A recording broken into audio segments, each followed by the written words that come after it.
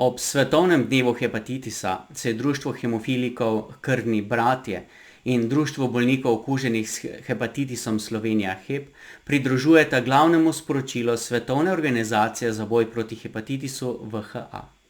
Ne moremo čakati z eliminacijo hepatitisa.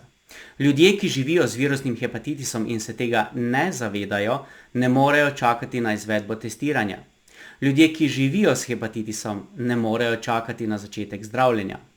Bodoče matere ne morejo čakati na testiranje in zdravljenje hepatitisa.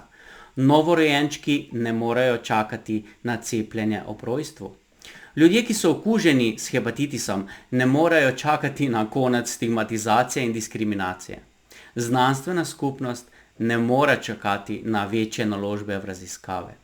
Organizacije bolnikov ne moremo čakati na trenutek, ko bomo postali ključni pri boju proti hepatitisu.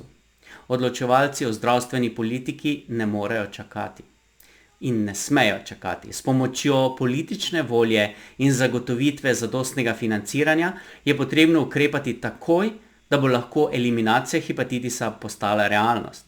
Potrebno je zagotoviti bolnikom, ki so bili okuženi s krvnimi preparati in s krvjo, primerno odškodnino. To je poziv organizacijam, zdravnikom, raziskovalcem, politikom in vsem vključenim zainteresiranim stranem, naj sodelujejo med seboj pri boju proti hepatitisu.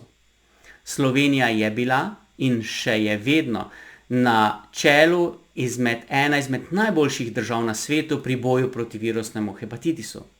V času COVID krize je zdravstveni sistem zagotavljal vso potrebno oskrbo bolnikom, ki so okuženi s hepatitisom. Žal pa so se različni programi testiranj izven zdravstvenih ustanov, osveščanja javnosti in zagotavljanja informacij o možnosti zdravljenja v tem času drastično zmanjšali. Boj proti hepatitisu v Sloveniji je potrebno nadaljevati tudi v času COVID krize, saj se le tako lahko izognemo hujšim posledicam neodkritih okužb s virusnim hepatitisom, kot so na primer ciroza jeter ali v nekaterih primerih celo rak na jetrih. Ukrepajmo danes za boljši jutri.